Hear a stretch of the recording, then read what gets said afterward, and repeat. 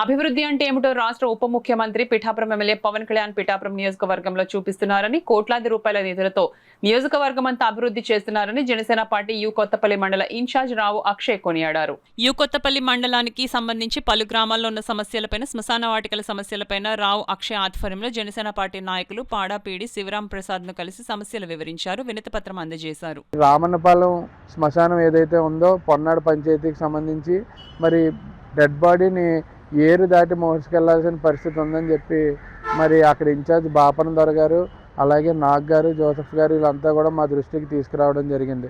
మరి అందులో భాగంగా ఆ సమస్యని మరి పడాపీడి గారి దృష్టికి తీసుకెళ్ళడం జరిగింది. మరి అదేవిధంగా పొన్నాడులో పల్లిపేటకు సంబంధించి మరి ప్రైవేట్ వ్యక్తులందరూ కూడా దారులు లేకుండా గోడలు కట్టేసిన పరిస్థితి ఉందని చెప్పి మా దృష్టికి రావడం జరిగింది.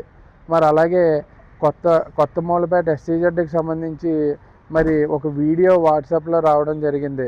ఆ వీడియో చూసి ఎంతో బాధ అనిపించిందంటే, వర్షంలో ఒక డెడ్ బాడీని కాల్చుతున్న ఆ వీడియో వాట్సాప్లో రాగానే మేము తక్షణం స్పందించి దానికి ఏం చేయగలమని చెప్పి ఆలోచించి ఈవేళ అలాంటి అంటే ఇవి ముఖ్యమైన సమస్యలుగా మేము గుర్తించాం. ఇవి కాకుండా మండలంలో అనేక శ్మశానాలకు సంబంధించిన ఇన్ఫ్రాస్ట్రక్చర్ కానీ, గోడలు కానీ, మరి బర్నింగ్ షెడ్స్ కానీ ఇంకా గుర్తించడం జరిగింది. అన్నీ కూడా ఒక డాక్యుమెంట్ తయారు చేసి ఈవేళ పడాపీడి గారిని కలిసి రిప్రజెంటేషన్ ఇవ్వడం జరిగింది. మరి అదేవిధంగా దానికి సొల్యూషన్స్ కూడా మేమే, అంటే ఈ శ్మశానానికి ఇలా చేస్తే ఇది సొల్యూషన్ అని చెప్పి మేమే చెప్పడం జరిగింది.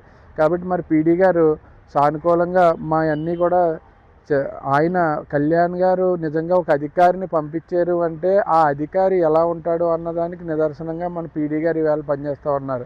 ఈవేళ మేము వస్తే ప్రతి కాగితం, ప్రతి పేజీ కూడా చిత్తశుద్ధితో మరి పవన్ కళ్యాణ్ గారి నియోజకవర్గంలో అభివృద్ధే కాకుండా వెల్ఫేర్ కూడా ఇంతే చిత్తశుద్ధితో చేయాలన్న ఉద్దేశంతో పీడీ గారు ప్రతి కాగితం కూడా చదివి మరి ప్రతిదానికి కూడా సొల్యూషన్లు వెతకడం జరిగింది.